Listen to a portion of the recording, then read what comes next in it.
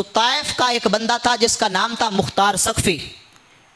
वो इराक़ में आया, कूफा में उसने सकूनत इख्तियार की। करबला के बाद उसने एक सियासी तहरीक, इनकलाबी तहरीक शुरू की। तवज्जो है, सियासी तहरीक उसने उभारी। अहले बैत के कातिलों का बदला उसने लिया। हुसैन के और अहले बैत के एक एक कातिल को चुन चुन कर मुख्तार सकफ़ी ने कत्ल किया। और जब उसने अहले बैत के कातिलों से बदला लिया ना, तो लोग तो अहले बैत से प्यार करने वाले थे। उसने अहले बैत के कातिलों से बदला लिया तो लोगों ने उससे प्यार करना शुरू कर दिया, उसके नारे लगाने शुरू कर दिए। उसकी इनकलाबी और सियासी वो तारीख वो बुलंदियों पर चली गई, वो शोहरत पकड़ गई। और मुख्तार सकफ़ी से अपनी शोहरत उसको वो नसीब ना हुई, वो अपनी शोहरत संभाल ना सका, उसको हजम ना कर सका कि लोग हर तरफ से उसके गीत गाने लगे कि ये बंदा है मुहिब्बे अहले बैत, जिसने हुसैन के कातिलों से बदला लिया है, हम इससे प्यार करते हैं। लोग दर जौक उसकी तारीख में शामिल होने लगे, उसके नारे लगने लगे। तो जब उससे अपनी शोहरत हजम ना हुई तो मुख्तार सकफ़ी ने ऐलान नबूवत कर दिया। मैं अपने मसलक की बात कर रहा हूँ, मैं अपना अकीदा तुम्हें समझा रहा हूँ, किसी की बातों में ना। आज कुछ लोग उसके मिज़ार पे जाते हैं, हम उसको मिज़ार नहीं कहते, उसकी कब्र पे जाकर वहाँ दुआएं करते हैं, उसको अपना लीडर तस्लीम करते हैं। लेकिन हमारा नज़रिया सुने, और उसके मुतल्लिक़ सिर्फ हमारा नज़रिया नहीं, मैं आगे अहले बैत का नज़रिया बयान करने वाला हूँ।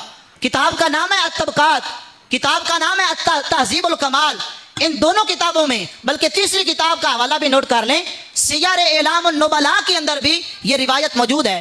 इमाम ज़ैनुल आबिदीन बैतुल्लाह के सामने खड़े हैं। तवज्जो है, कहाँ खड़े हैं? बैतुल्लाह के सामने खड़े हैं। अब सुने, अहले सुन्नत व जमात का मुवक्किफ़ मुख्तार सकफ़ी के बारे में वो है जो इमाम ज़ैनुल आबिदीन ने हमें अता फरमाया है। बैतुल्लाह के सामने खड़े हैं और इमाम ज़ैनुल आबिदीन ने फरमाया, मैं मुख्तार सकफ़ी पर लानत करता हूँ। एक बंदा सुन रहा था, उसने कहा, हुज़ूर, मुख्तार सकफ़ी वो है जिसने आपके बाबा जान हुसैन के कातिलों से बदला लिया, एक एक को चुन चुन कर कत्ल किया, और आपकी मोहब्बत का दावा करते हुए ही वो लड़ते लड़ते मर गया, उसको कत्ल कर दिया गया। और आज आप ही उसके बारे में कह रहे हैं कि मैं उस पर लानत भेजता हूं। हुजूर, वो आपकी मोहब्बत में मरा है, अहले बैत की मोहब्बत में मरा है। तो इमाम ज़ैनुल आबिदीन ने जो जवाब दिया वो अपनी नस्लों को सिखाने वाला है, वो अपने दिल के तख्ती पर लिखने वाला है और अपनी औलाद को तरबियत में शामिल करने वाला है। इमाम ज़ैनुल आबिदीन ने फरमाया, वो अल्लाह पर भी झूठ बोलता था, अल्लाह के रसूल पर भी झूठ बोलता था, यानी उसने ऐलान नबुव्वत किया था। और यहाँ याद रखें, मैं नतीजे तक पहुँच गया हूँ। अब जिसने बोलना हो वो बोले, जिसने नहीं बोलना ना वो ना बोले।